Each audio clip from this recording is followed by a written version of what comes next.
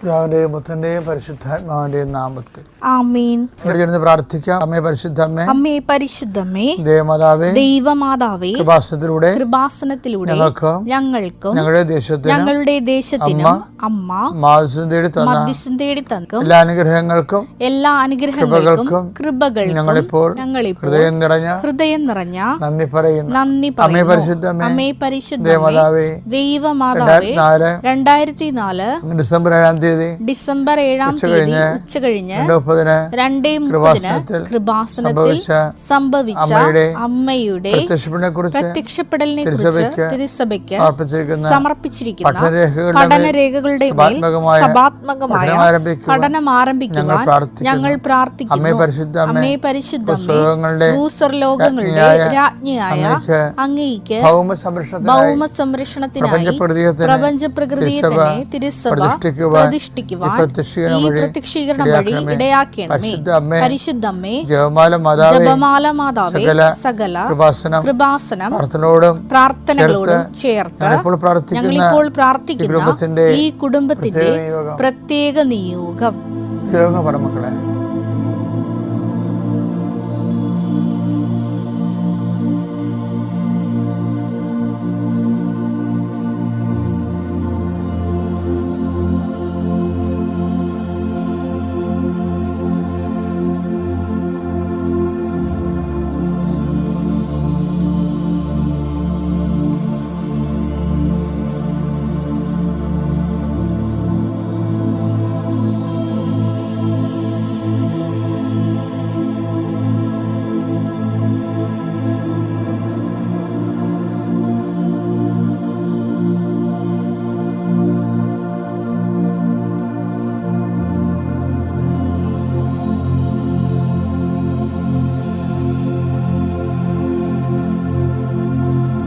അമ്മയുടെ പ്രത്യക്ഷീകരണത്തിന്റെ ഈ അനുഗ്രഹവേളയിൽ ഞങ്ങൾക്ക് സാധിച്ചു തരുവാൻ കനിയണമേ.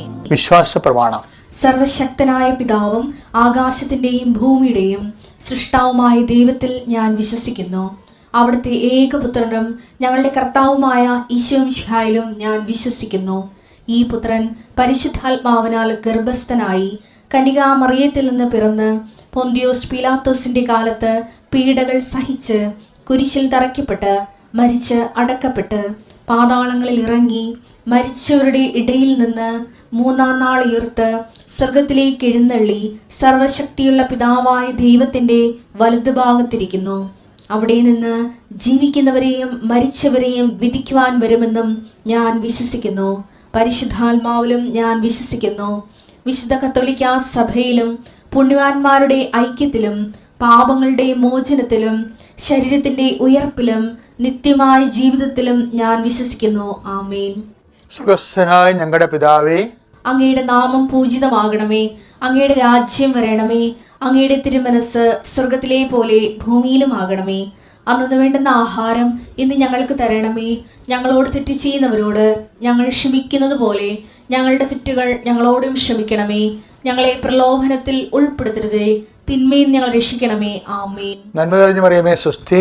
കർത്താവ് അങ്ങയുടെ കൂടെ സ്ത്രീകളിൽ അങ്ങ് അനുഗ്രഹിക്കപ്പെട്ടവളാകുന്നു. അങ്ങയുടെ ഉദരത്തിൻ ഫലമായി ഈശോ അനുഗ്രഹിക്കപ്പെട്ടവനാകുന്നു.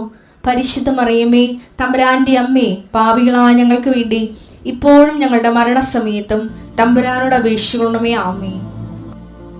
കർത്താവേ, നിന്റെ ഉന്നതമായ നാമത്തിന് സ്വസ്ഥം ചെയ്യുന്നു. ഈ നിമിഷം മുതൽ അങ്ങയുടെ ഞങ്ങൾ തിരിച്ച് ഇന്നത്തെ വിശ്രമത്തിലേക്ക് പ്രവേശിക്കുന്നവരെ കർത്താവെ, എല്ലാ മക്കളെയും, ഈ പ്രാർത്ഥനയിൽ പങ്കെടുക്കുന്ന എല്ലാ മക്കളെയും അങ്ങേക്ക് സമർപ്പിക്കുന്നു. ഈശോ, നിന്റെ വിശുദ്ധ പൗരോഹിത്യത്തെ മഹത്വപ്പെടുത്തണമേ എന്ന് പ്രാർത്ഥിക്കുന്നു. കർത്താവെ, സഭയിലുള്ള സാന്നിധ്യം ദൃഢമാക്കണമേ. അമ്മയെ പരിശുദ്ധമ്മ ദേവമാതാവേ, അമ്മയുടെ മാധ്യസ്ഥ യാചിക്കുന്ന എല്ലാ മക്കൾക്കും, ഉടമ്പടി എടുത്ത് ഉടമ്പടി ജീവിക്കുന്നവർക്ക് എല്ലാവർക്കും, ഈ പ്രാർത്ഥന ആദ്യമായിട്ട് പങ്കെടുക്കുന്ന എല്ലാവർക്കും പരിശുദ്ധ ദേവമാതാവിനെ പ്രത്യേകം മാധ്യസ്ഥ ലഭിക്കട്ടെ. എൻ്റെ കർത്താവിൻ്റെ ഉന്നതമായ നാമത്തിൽ സഭയുടെ അധികാരത്തിൽ കുരിശിൻ്റെ അടയാളത്തിൽ ദൈവശക്തിയാൽ നിൻ്റെ ഇന്നത്തെ മുഴുവൻ ഉദ്യമങ്ങളെ കർത്താവ് ആശീർവദിക്കട്ടെ. നിൻ്റെ സംസാരങ്ങളെയും സംഭാഷണങ്ങളെയും ചെയ്തികളെയും നിൻ്റെ ഒപ്പിനെയും നിൻ്റെ എഴുത്തിനെയും കർത്താവ് ആശീർവദിക്കട്ടെ. നിൻ്റെ യാത്ര, നിൻ്റെ ജോലി, നിൻ്റെ താമസം, നിൻ്റെ മറ്റുള്ളവരുമായിട്ടുള്ള ഇടപെടലുകൾ കർത്താവിനെ ഏറ്റെടുക്കുകയും നിനക്കത് അനുകൂലമായി മാറ്റുകയും ചെയ്യട്ടെ. എൻ്റെ കർത്താവിൻ്റെ ഉന്നതമായ നാമത്തിൽ ഉന്നതമായ വിദ്യാഭ്യാസത്തിന് വേണ്ടി, ഉന്നതമായ ജീവിതത്തിന് വേണ്ടി ഉള്ള നിൻ്റെ പരിശ്രമങ്ങളിൽ നിൻ്റെ കഴിവുകൾ നീ തിരിച്ചറിയുകയും ദൈവത്തെ നീ ആശ്രയിക്കുകയും കർത്താവിൻ്റെ ചൈതന്യം നിന്നെ ആവശ്യിക്കുകയും നീ ഉന്നതമായ മേഖലകളിൽ നിനക്കുള്ള തടസ്സങ്ങളെ ഈ ഒറ്റ പ്രാർത്ഥനയോട് നീങ്ങിപ്പോവുകയും ചെയ്യട്ടെ. എൻ്റെ കർത്താവിനുമായ നാമത്തിൽ സഭയുടെ അധികാരത്തെ കുരിശിൻ്റെ അടയാള ദൈവത്തിൻ്റെ ശക്തിയാൽ നീ ഇന്നേ ദിവസം കർത്താവിൻ്റെ നാമത്തെ ആശീർവദിക്കപ്പെടട്ടെ. എല്ലാ കാലത്തും why should I hear your prayer എന്നുള്ളതിന് നമുക്ക് നമ്മുടെ പ്രായത്തിനടുത്ത് മറുപടി പറയണം. അല്ല 2 വയസ്സിൽ 5 വയസ്സിൽ ദൈവൻ്റെ പിതാവാണ്, ഞാൻ കുഞ്ഞാണെന്നൊക്കെ പറഞ്ഞത് അല്ല 5 വയസ്സ് അതിൻ്റെ കിൻഡർഗാർട്ടൻ സ്റ്റൈലിൽ ആദ്യകാലങ്ങളിൽ ദൈവാനുഭവത്തിന് ആദ്യകാലം പറയാം. പക്ഷെ മുതിർന്ന അത് പറയാൻ പറ്റത്തില്ല. എന്താ കാര്യം? അതിൻ്റെ കാരണം എന്ന് പറയുന്നത് നമ്മുടെ ആധ്യാത്മിക സ്വയം പര്യാപ്തത എന്ന് പറയുന്ന സംഭവമുണ്ട്.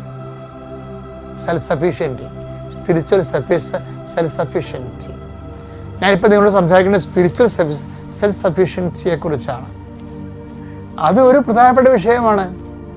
ഈ സെൽഫ് സഫീഷ്യൻസി ഇല്ലാത്ത ഒരാൾ വന്നിട്ട് ഈശോടുത്ത് ജപ പഠിക്കണണ്ടല്ലേ? ആരാണത്? സെഞ്ചൂറിയൻ. ആ സെഞ്ചൂറിയൻ്റെ അടുത്ത് ലുക്ക 7:7 അങ്ങയെ നേരിട്ട് സമീപിക്കാൻ പോലും കണ്ട അയാൾ ഹീസ് നോട്ട് സ്പിരിച്വലി സഫീഷ്യൻറ്റ്. എന്താ അയാളെ പറഞ്ഞത്? സെഞ്ചൂറിയൻ ശതാബ്ദം എന്താ പറഞ്ഞത് ഈശോനെ കുറിച്ച്? അങ്ങയെ നേരിട്ട് സമീപിക്കാൻ പോലും എനിക്ക് യോഗ്യതയില്ല എന്ന് 50, 60, 55 വയസ്സുണ്ട്. ക്രോണോളജിക്കലി അയാൾക്ക് നല്ല വയസ്സുണ്ട്. പക്ഷേ അയാൾ ഈശോനെ നേരിട്ട് കമ്മ്യൂണിക്കേഷൻ പറ്റണില്ല അയാൾക്ക്. അയാളത് നേരിട്ട് പക്ഷെ പാവപ്പെട്ടവൻ തുറന്ന് പറഞ്ഞു, അങ്ങയെ നേരിട്ട് സമീപിക്കാൻ പോലും എനിക്ക് യോഗ്യതയില്ലെന്ന് ഞാൻ വിചാരിച്ചു. അതാണ് വിഷയം. അപ്പം അതുകൊണ്ട് ആരോട് പറഞ്ഞ് അയാൾ എന്താ ചെയ്യണത്? അയാൾ യഹൂദ പ്രമാണിമാരോട് പറഞ്ഞു. യഹൂദ പ്രമാണിമാരാണ് ഈശോനോട് അയാളെക്കുറിച്ച് പറയണത്, ഇൻട്രൊഡ്യൂസ് ചെയ്യണം. ലുക്ക 7:3 ശതാധിപൻ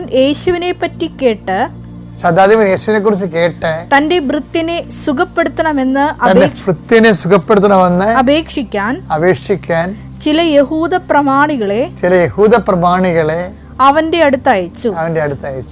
അപ്പൊ ചില യഹൂദ പ്രമാണികളെ, പുള്ളിക്കാരന് ഒരു സ്പിരിച്വൽ സഫീഷ്യൻസി ഇല്ല, സെൽഫ് സഫീഷ്യൻസി ഇല്ല, ആധ്യാത്മികമായിട്ടുള്ള ഒരു യോഗ്യതയില്ല.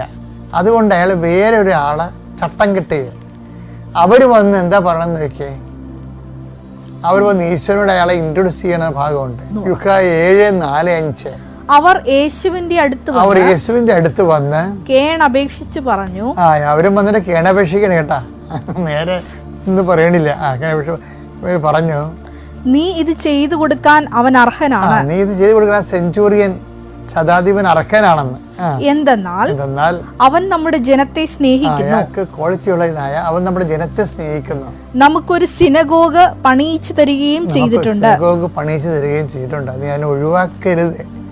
കേണപേക്ഷിക്കണ ആ യഹൂദ പ്രമാണികൾ നല്ലവരാണ്.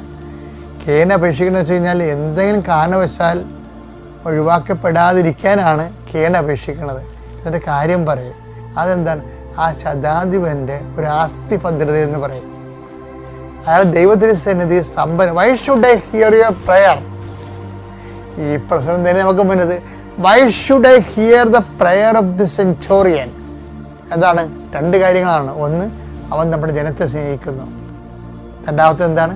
അവൻ സിനഗോഗ് പണിത്, പ്രാർത്ഥനാലയം പണിത് തന്നിട്ടുണ്ട്. എൻ്റെ ദൈവവേദന ഇതുപോലെ നിൻ്റെ ഈ വയസ്സില്ലേ, ഭൗമികമായ വയസ്സില്ലേ, 20 ആകാം, 25 ആകാം, ചിലപ്പോൾ 40 ആകാം, 45 ആകാം, 55 ആകാം. ഈ വയസ്സിൻ്റെ ലെവലനുസരിച്ച് നിനക്ക് ദൈവത്തിരുസന്നിധിയിൽ ആസ്തി ഭദ്രത വേണം. നമ്മളെ എപ്പോഴും വില്ലനാക്കുന്നത് വയസ്സാണ്. തമാശ പറയല്ല. ഇപ്പം നിനക്ക് ഭക്തി ഉണ്ട്, വിശ്വാസമുണ്ട്, ദൈവത്തിരുസന്നിധി സുഹൃതങ്ങളുണ്ട്, ആസ്തിബദ്ധത ഉണ്ട് എന്ന് ചോദിച്ചാൽ കർത്താവ് എന്താ തിരിച്ചു ചോദിക്കണത്? നിന്റെ വയസ്സ് ചോദിക്കും കർത്താവ്. നമ്മൾ ആരെങ്കിലും ആണെന്ന് പറഞ്ഞാൽ നമ്മളുടനെ കർത്താവ് നമ്മൾ ചോദിക്കും, നിന്റെ വയസ്സത്തെ നിനക്ക് അറിയാമോ എന്ന് ചോദിക്കും. അപ്പം നമ്മളൊക്കെ ഇത് അങ്ങനെ ചോദിച്ചാൽ കർത്താവ് അതെവിടെ ചോദിച്ചു? നിക്കതേ മുസ്ലിം ചോദിക്കണില്ല. അതാണ് സംഭവം. അയാൾ പറയാൻ പ്രായമായി എനിക്ക് വീണ്ടും അമ്മയുടെ ഉദരത്തിലേക്ക് പ്രവേശിക്കാൻ പറ്റുമോ എന്ന് ചോദിക്കുമ്പോൾ കർത്താവ് എന്താ ചോദിക്കണത്? നീ ഇസ്രയേലിലെ റബിയല്ലേ?